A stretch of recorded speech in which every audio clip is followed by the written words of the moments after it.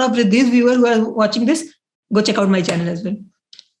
I have been watching some of your videos, Riddhi, and what I observed was that you've been doing a lot of research on all of these videos. Like if you talk about my channel, I mostly do a lot of screencasts, and there is not a lot of research involved. But when I look at your videos, I feel that there is a lot of research involved. So I feel that your channel is really underrated right now, and anybody who's watching this should definitely subscribe. And apart from that, do subscribe to my channel as well.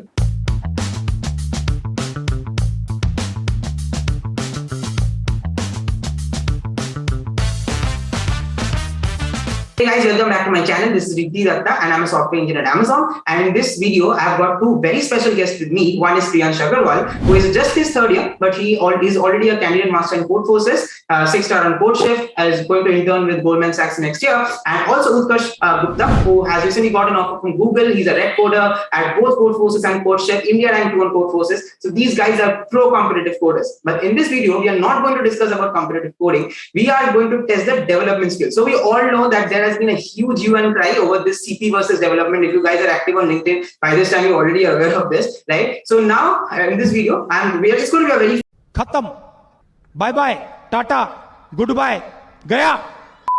Fun video actually. So we are going to play a game. I have prepared around 15 very fun, interesting, and basic technical questions on development or software engineering, which we as developers come across in our day-to-day software engineering life. And I'm going to test them out on their development skills. So we are going to play a game, right? And whoever answers the most number of questions wins. And the winner of this exciting game will get nothing from.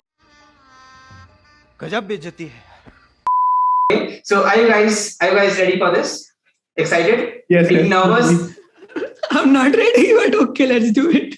Okay. I mean, I am really nervous. If this would have been around competitive programming, I would have still been nervous, doing it with Utkarsh Gupta. But I am really excited about it. And there will be a lot of interesting questions which you would come to know as well. So you can also research on those questions. So without any further ado, let's get started with this video. Are you guys ready to face the questions? There are only 15 questions. Just before starting, let me explain the rules. So there will be 15 questions, right? And the one who answers the question will obviously win this round for nothing. And so before answering, whenever I will be asking you guys a question, so you guys have to raise a hand. Don't tell the answer if you know it already, right? Once you raise hand, whoever will raise the hand first, I would allow him to speak, right, and tell the answer. If he is not able to answer correctly, then I think obviously it will be passed on to the next person. And if he answers correctly, we'll get the points. Right. So basically the catch over here is that you have to first raise your hand. After that, if कुछ भी नहीं आता तो मतलब हाथ तो खड़ा करना है बस. Okay. So first question. So let's say you guys are competitive programmers, right? And let's say you're giving some contest on Codeforces, Codechef, whatever it is, right? And let's say sometimes we see in competitive coding contest, you get to see some images, right? Images directly uploaded on the question, right? So where do you think this image is stored?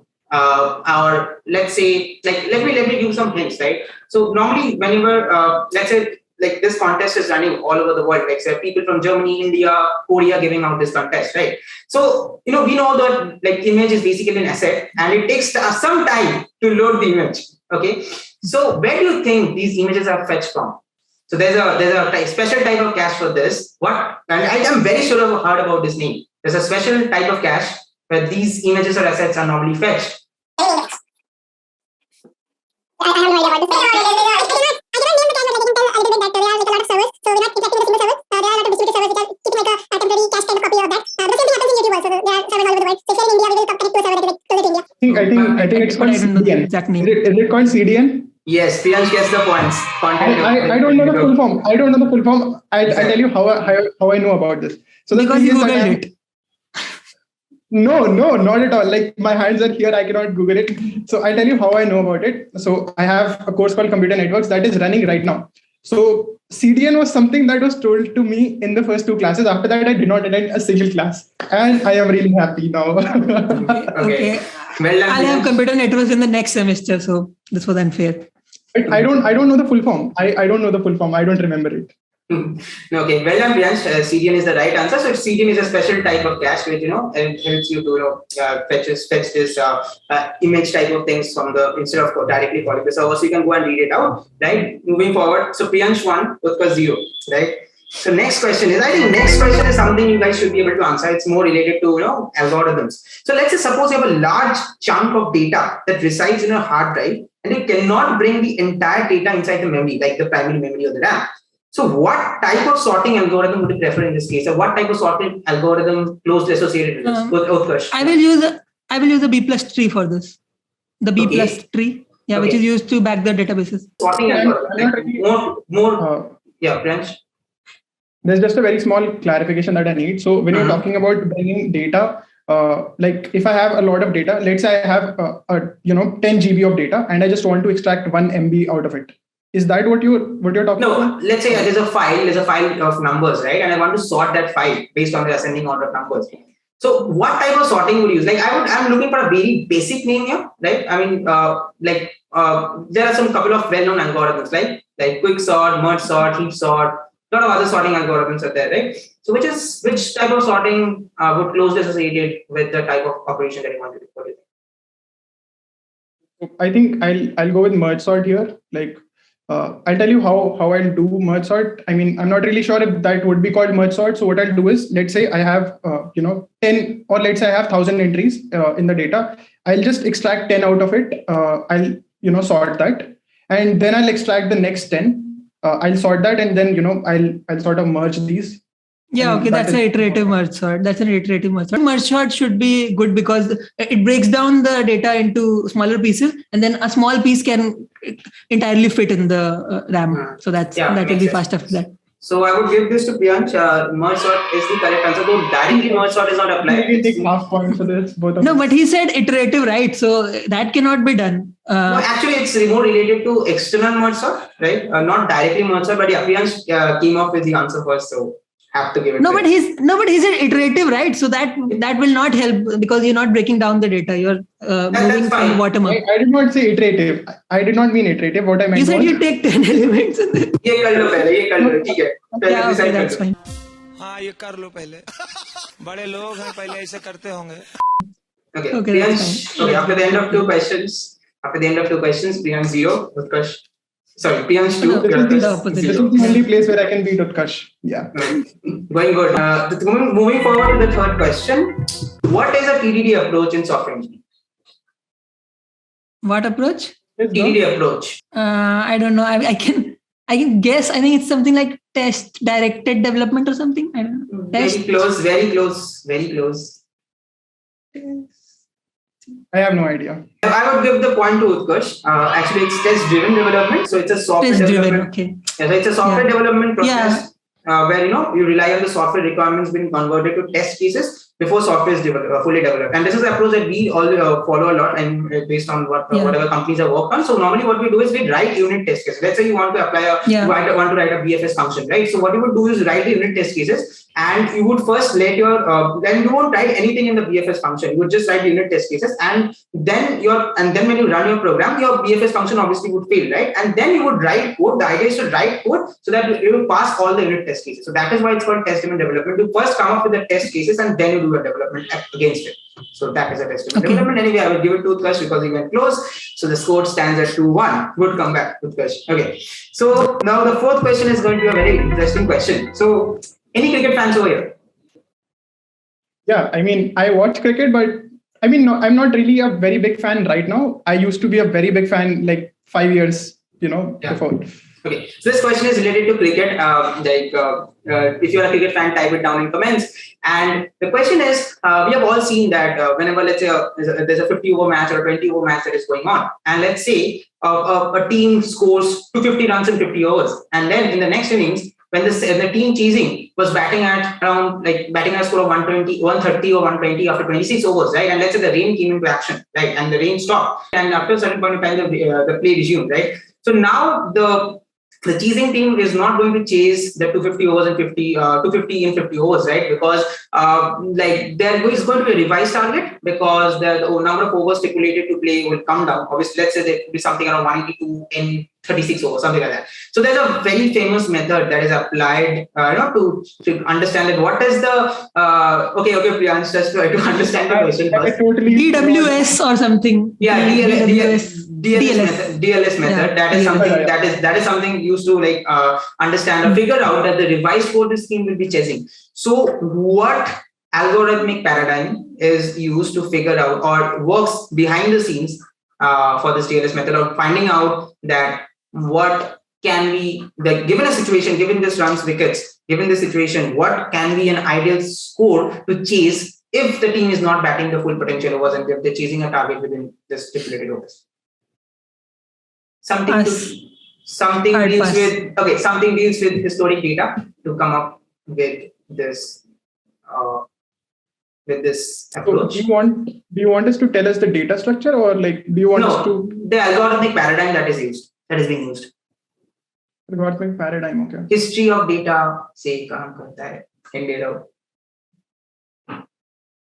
Past records देखते हैं and then they come out. Which algorithmic paradigm is closely related? Like programming. Yes, Priyansh gets the points again. What? I don't know how it is. What was the answer? Dynamic programming. What? Yeah, so basically I read a Quora article on this. It's a very interesting article. You can go and check it out. And there's an article on Wikipedia as well. I will attach the link in the description so you can go and check it out. What are cron jobs? This is the fifth question. Cron jobs. What are? Cron jobs. There's something we normally face a lot in. So it's like a CJ, but I only know. बड़ा हरामी हो बेटा. Okay. So basically it's a Linux command used for scheduling tasks to be executed sometime in the future and normally used to schedule a job that is executed periodically. So anyway, moving forward. I'm happy that Priyansh didn't get this point. Okay. Which protocol is preferable for video calling? If you guys don't know the answer, then I would give the second hint. Okay, so I only know one protocol, which is HTTP. For video calling, I think that's UDP or something. UDP. Right. Yeah. UDP is used. So Utkarsh gets the point. Handshaking process is not there as TCP is there. Handshaking is not there. And also the ordering of packets is not there. But so let's say if you're going for a video calling application, right? There you might afford to lose some data, but you need speed. That is why UDP comes into picture. But if you want some reliable application like a banking application where you can like compromise on latency, but you can't lose data, or because data can be very vital information, then you go for TCP, which is a more secure, reliable connection than UDP. But having said that, if you transmission control protocol. Latency, yeah, then you go for UDP. Good job, Utkarsh, on that, and the score stands at 3-2 after 6 questions. Now going to the 7th question. When dealing and sending sensitive data, which of the HTTP methods should definitely be avoided? The HTTP methods as in post, put, get, fetch, delete. Get should be avoided. Right. And why? Yeah, because you can bookmark that and you can see in the URL what the thing is there. So basically the parameters are kind of visible to the user in the link itself. Yeah. And moving forward to the 8th question, guys, name one application server software name. Any one name and I will give you the point. Anyone. Application server? Name. What? Application server software name. Application server software as in where you deploy your code. There's a server.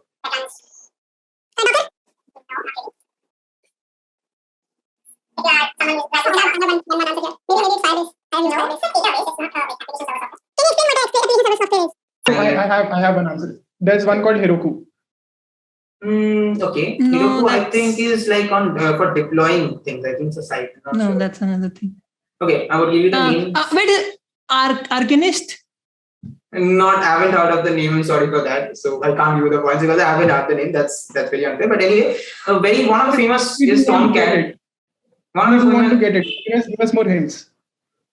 Okay. No, he said Tomcat.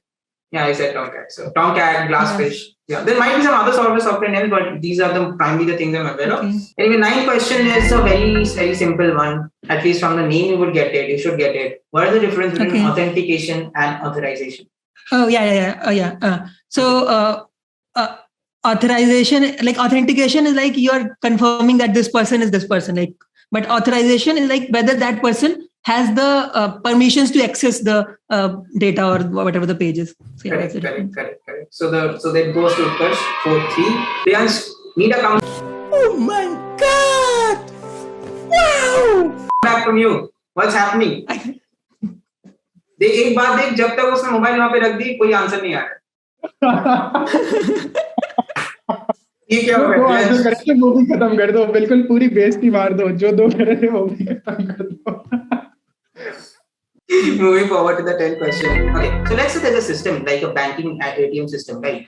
So in a system like that, so there's a very famous theorem in system design that is called the CAP theorem. Might be aware, but they say that in any distributed system, you can either have consistency or availability, right? So in a system like banking application, what would you prefer? Would you go for something like consistency or would you go for availability? If you need hints, I'm happy to give it. But Consistency. right. Utkarsh gets the points. It was the second term.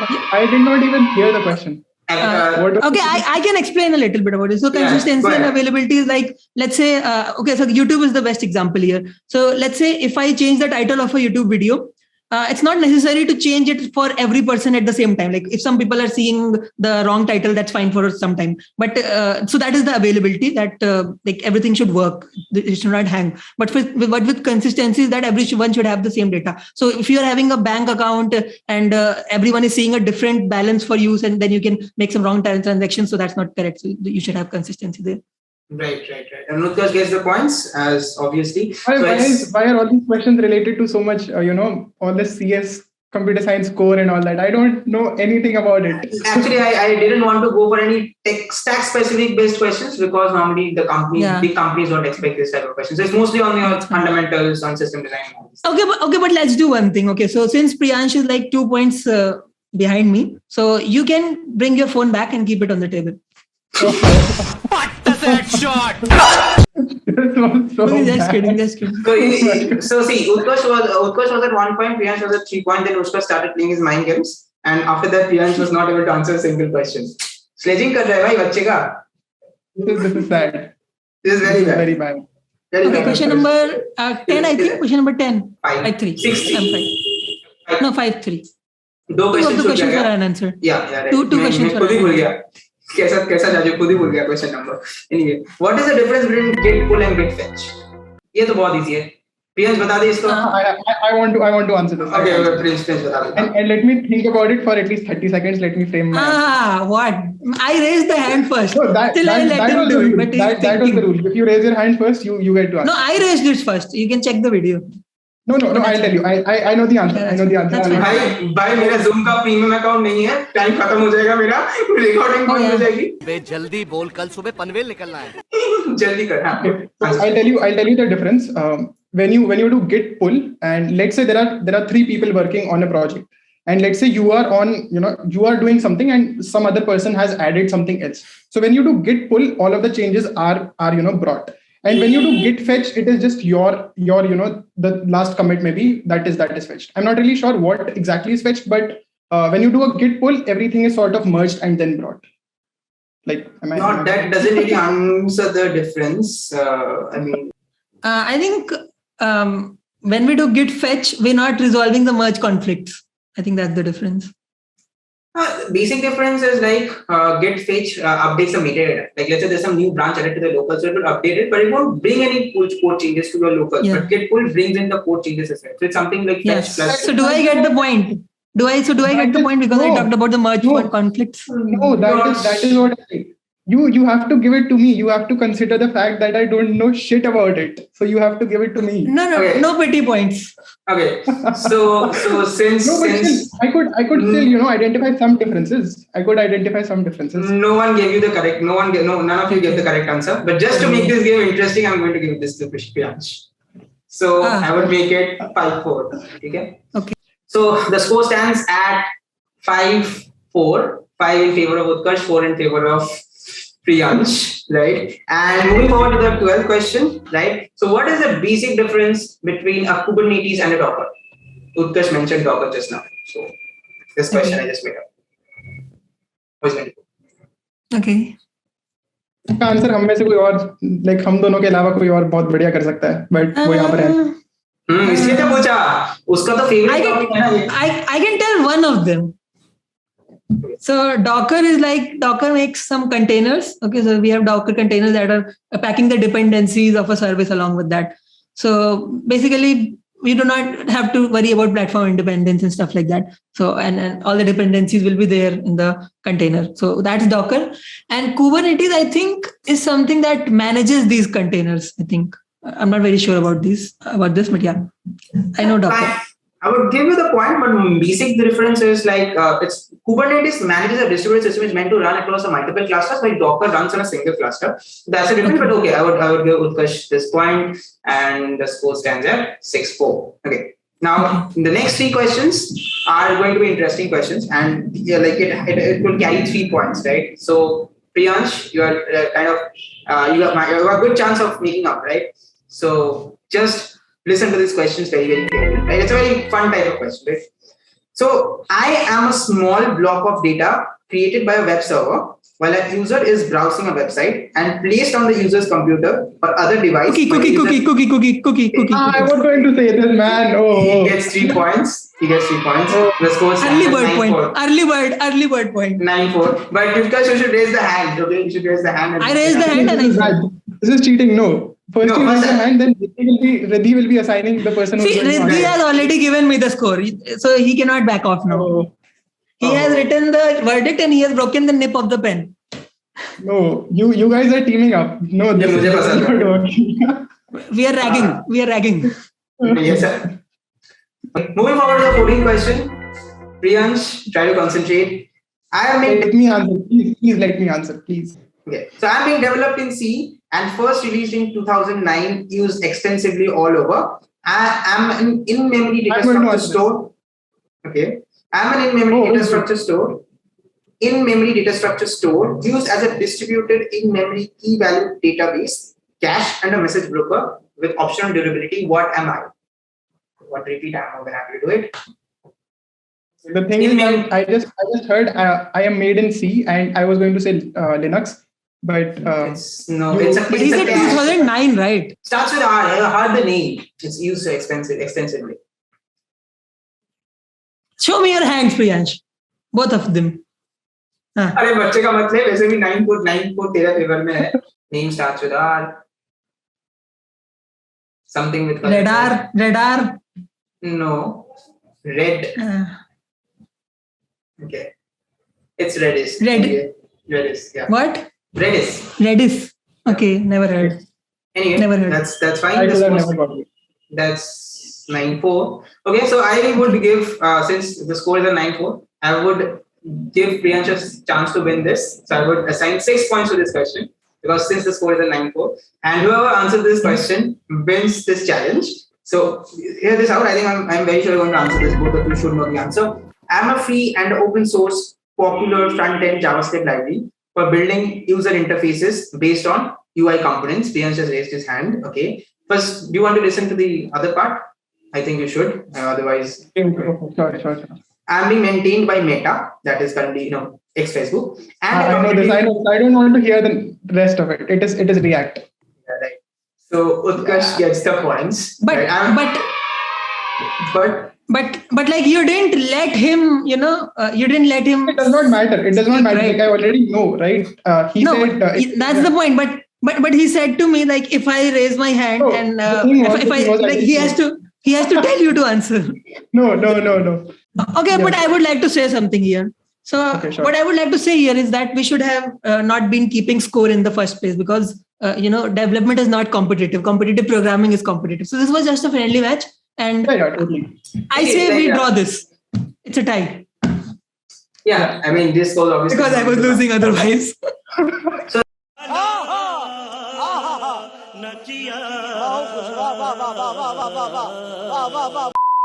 the scores were just added to make the things interesting. Anyway, like both of you did really, really well. I didn't expect that you guys would do so great. I think Priyansh did really well because I was going to say Angular instead. Yeah. Angular is I tell you what I would have done. I would have said React and then Angular and then there are some more. I'll have to remember them. I would have said the first thing that I was going to say was jQuery UI. But then when he said managed by Meta, then I thought maybe Angular. Then it was React. Yeah. Angular is like maintained by Google, I guess. Yeah. I was confused about that. तो इसलिए I just heard the names. Don't forget to press the like button and share it among your friends. Also comment down below whether you enjoyed this video or not. Don't forget to subscribe to Utkarsh and Priyansh's channel. They might not be good in development right now, but I'm very, very sure they will know these things anyway. College के बच्चों को तो इतना भी पता नहीं होता है, but they have done really, really great in competitive coding, and they are like out there teaching you guys. So go and check out their channel. It's a must. I would attach the links to the channel description. And like I'm very sure you would cope up. So like I think already you know so many answers. So I'm very sure that you guys are going to know a lot more in the near future once you join the company. And anything you guys want to say to my viewers before we get adieu? मेरा भी channel देख लो, मेरा channel का रिद्धि को भी subscribe कर लो.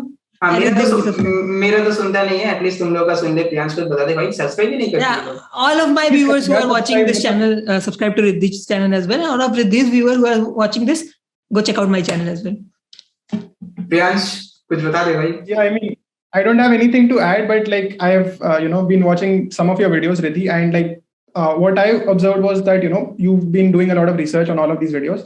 Like if you talk about my channel, I mostly do a lot of screencasts, and there is not a lot of research involved. But when I look at your videos, like I feel that there is a lot of research involved. So I feel that your channel is really underrated right now, and anybody who's watching this should definitely subscribe. And apart from that, yeah, do subscribe to my channel as well. So that's it for this video, guys. Thank you so much, Utkarsh and Priyansh, both once again for taking out some time and doing this fun session with me. I hope you enjoyed this video. Don't forget to like the video, subscribe to my channel, subscribe to their channel, and we'll meet in the next video. Till then, stay safe and goodbye.